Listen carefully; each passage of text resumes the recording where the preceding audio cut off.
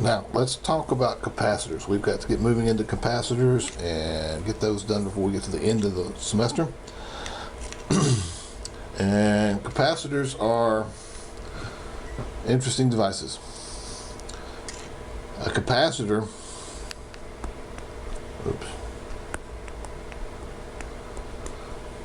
could either take that one or that one. This is a standard capacitor, this is called an electrolytic. Electrolytic has poles, whereas the standard basic capacitor does not. Doesn't matter which way we look at it for now. They both react the same way, no matter what you do. Now look on page 238 of the book and 234 and look at that. I'm not going to go through that because determining the capacitance value and all this other stuff is interesting. You need to know it. You need to understand it. But put it in the back of your mind. We don't have to have it for what we're going to be doing. Well, we're going to start talking about how capacitors react in circuits. Now, a capacitor will charge in DC. A capacitor will charge until it gets to a certain level, and then it won't let current pass through. So effectively, a capacitor acts like an open circuit in DC. In AC, it has its own special properties. In a series circuit, which is what we'll worry about, or rather parallel circuit, we'll worry about that now. Capacitors react just like resistors in a series circuit does. So capacitors in parallel act like resistors in series. Now capacitors hold charge, and the units are farads. F-A-R-A-D-S. 1 farad is pretty large. So more times than not we'll see microfarads or nanofarads or millifarads sometimes, but mostly we will see microfarads and nanofarads. Now since these work in parallel, I can have C1, C2, C3.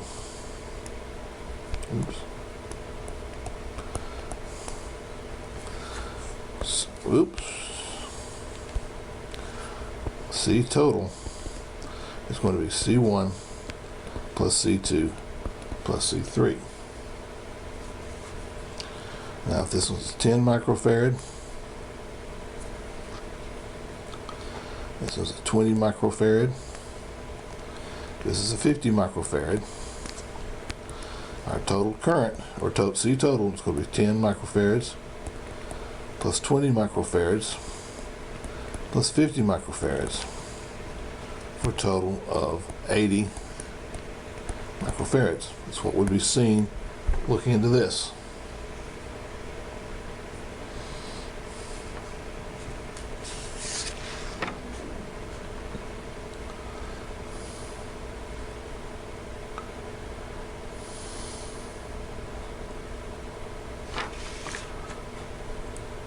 Now,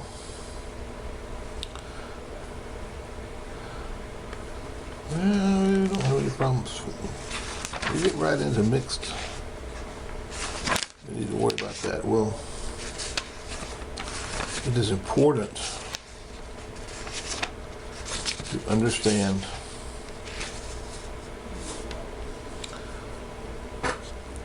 capacitors react like this. In series,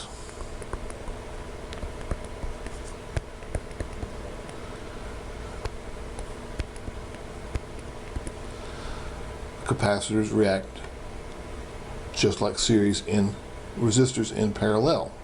So it's an inverse relationship. We've got C1, C2, C3. So C total is 1 over C1 plus 1 over C2 plus 1 over C3. Now, if you remember your shorthand for this, this could be C1, C2 plus C2, C3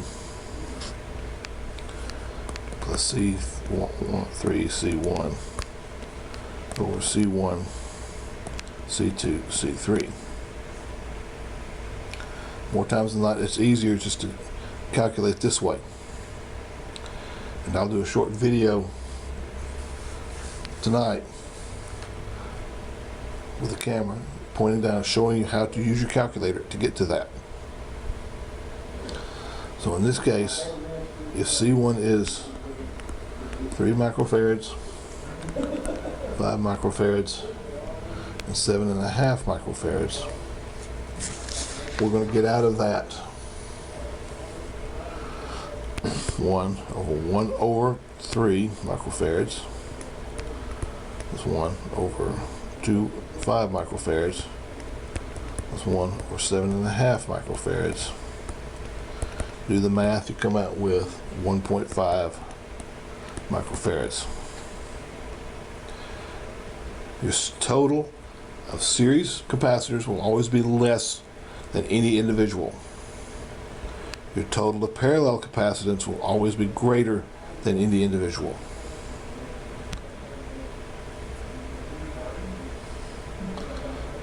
If you go to page 243 in the book, you can see some samples to work with. We'll worry about getting your voltage for them in just a minute. Thank you. Have a good day. Bye.